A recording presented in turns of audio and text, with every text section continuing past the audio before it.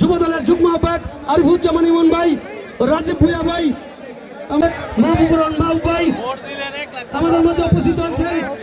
নারায়ণগঞ্জ জেলা স্বেচ্ছাসেবক দল সাধারণ সম্পাদক হাজী বাসিরউদ্দিন বাচ্চু সাহেব আমাদের মধ্যে আরো উপস্থিত আছেন। সাবেক সফল সাধারণ সম্পাদক আলাদ গোলাম ফারুক খোকন ভাই আমাদের মধ্যে উপস্থিত আছেন। সৌদি আরব পূর্বাঞ্চল যুব দলের সভাপতি মোফাজ্জল হোসেন স্বপন ভাই আমাদের মধ্যে উপস্থিত আছেন।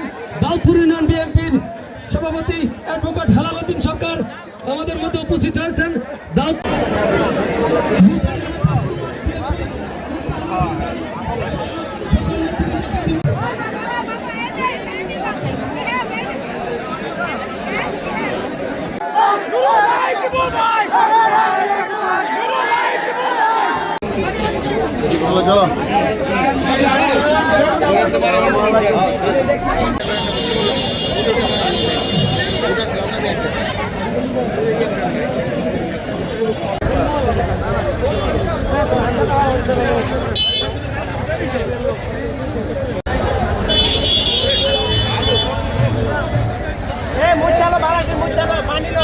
জানাই রূপগঞ্জবাসীকে যে রূপগঞ্জবাসীর আসলে এটা আমার বিজয় না, এটা রূপগঞ্জবাসীর বিজয়, এটা তারেক রহমানের বিজয়, এটা গণতন্ত্রের বিজয়।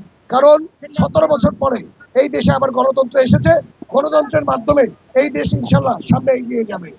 রূপগঞ্জের জন্য আমি আসলে রূপগঞ্জের দল বল নির্বিশেষে সব ধর্ম বর্ণ একসাথে মিলে আমি রূপগঞ্জকে একটি স্বপ্নের রূপগঞ্জ সাজাতে চাই, যেই রূপগঞ্জে সন্ত্রাসী থাকবে না, যেই রূপগঞ্জে মাদক থাকবে না, যে রূপগঞ্জের স্বাস্থ্য ব্যবস্থা ভালো থাকবে। ইনশাল্লাহ আমরা স্বপ্নের রূপগঞ্জ সকলে মিলে করব। আরো যে রূপগঞ্জের যে উন্নয়নমূলক কাজগুলো আছে যেগুলি হওয়া উচিত, রূপগঞ্জ হলো ঢাকার একদম পাশের একটি জায়গা। আমরা আশা করব ঢাকা উত্তর দক্ষিণ যেমন করে সাজিয়েছিল এক সময়, এখন ঠিক রূপগঞ্জ এরকম করে সাজিয়ে রূপগঞ্জে আবার নতুন একটি ধারায় আমরা নিব, যাতে ঢাকার উত্তর দক্ষিণের লোকজনরা যাতে এসে রূপগঞ্জে বাস করতে পারে। ইভেন রূপগঞ্জে ইন্ডাস্ট্রিগুলোকে সুন্দর করে ইন্ডাস্ট্রিয়াল জোন করে তাদের যেই ওয়েস্টেজ প্রোডাক্টগুলি আছে এগুলিকে পাঠানোর জন্য আমরা চেষ্টা করব। আরো রূপগঞ্জবাসীকে যাতে কর্মব্যবস্থানের জন্য যাতে রূপগঞ্জে কোনো বেকার না থাকে, কোনো ঘরে ঘরে, ইনশাল্লাহ আমরা সেটাকে চেষ্টা করে রূপগঞ্জের বেকার সমস্যাটাকে সমাধান করব। আরেকটি মেজর জিনিস আছে যে আমাদের অনেক জায়গা খাস জমিগুলি দখল করে রেখেছে রূপগঞ্জের অনেক লোকজন, বিভিন্ন ইন্ডাস্ট্রি, বিভিন্ন হাউজিং কোম্পানি। আমরা চেষ্টা করব ওইগুলিকে উদ্ধার করে বাচ্চাদের খেলার জায়গা যাতে করে দিতে পারি, ইভেন বাচ্চারা যাতে ওইখানে শুধু খেলার জায়গা না, ওইখানে যাতে পার্কের মতো করা যায়, ওইগুলি আমরা ইনশাল্লাহ চেষ্টা করব। আমি ধন্যবাদ জানাই আমাদের দেশনায়ক তারেক রহমানকে যে আমাকে উনি দলের প্রতিজ্ঞা দিয়েছে। আমরা চেষ্টা করেছি রূপগঞ্জবাসী ওনাকে উপহারটা দিতে, ইনশাল্লাহ আমরা নারায়ণগঞ্জের সর্বোচ্চ ভোটের মাধ্যমেই ওনাকে উপহারটা দিচ্ছি। এর জন্য রূপগঞ্জবাসীকে আমি ধন্যবাদ জানাই।